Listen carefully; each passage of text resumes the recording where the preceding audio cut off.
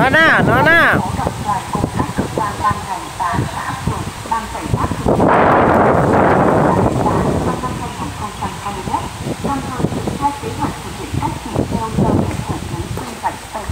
Lắp đặt 1.000 camera giám sát an ninh trên các tuyến đường công cộng, mỗi khu phố xây dựng ít nhất 2 km đường theo tiêu chí sạch, xanh, sáng, đẹp và an toàn.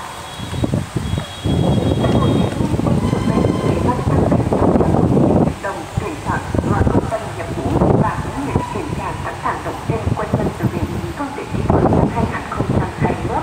Báo cáo công tác tuyển chọn gọi công dân nhập ngũ năm 2020 khẳng định trong năm Hội đồng quân sự các huyện thị xã thành phố đã chỉ đạo các xã phường thị trấn tổ chức ký chặt chẽ theo đúng hướng dẫn, đồng thời thực hiện 3 bình cử 4 công khai ngày từ thôn ấp khu phố cho tuyển sinh viên có trình độ văn hóa cao, đức tính tốt, hoàn cảnh điều kiện gia đình không gặp khó khăn đảm bảo công bằng. Kết quả năm 2020 đã có nhận nhập ngũ cho 1.043 thanh niên đủ điều kiện, trong đó có 43 trường hợp dự phòng. Lễ giao nhận quân được các địa phương thực hiện nghiêm ngặt, đảm bảo an toàn đúng quy định. Tỷ lệ đảng viên nhập ngũ đạt 4,3% và 11 huyện thị xã thành phố trong tỉnh đều đạt và vượt chỉ tiêu đảng viên nhập ngũ kết nạp trên 6 tháng đạt 2% trở lên.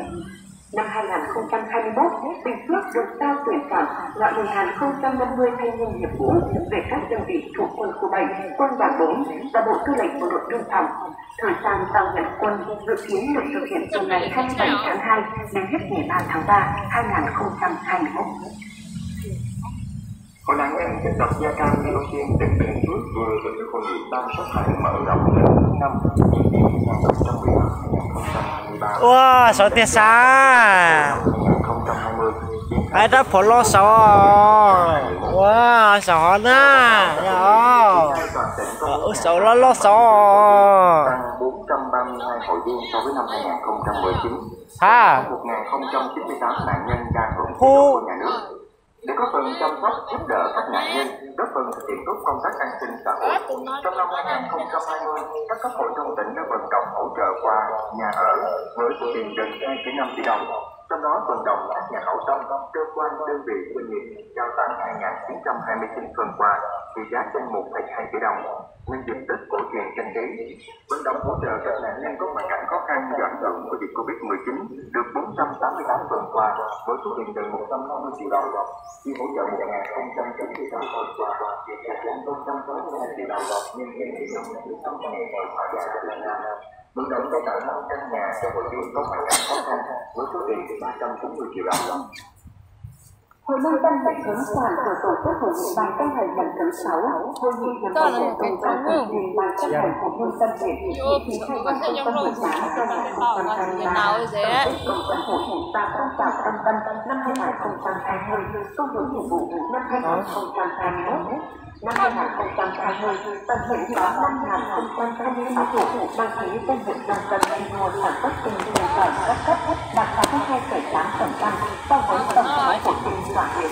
Đến năm Bình Phước có 2.370 hộ đạt danh hiệu sản xuất kinh doanh giỏi các cấp, trong đó cấp trung ương có 1 hộ đạt, cấp tỉnh có 73 hộ đạt, cấp huyện có 225 hộ đạt, cấp cơ sở có 1.971 hộ đạt.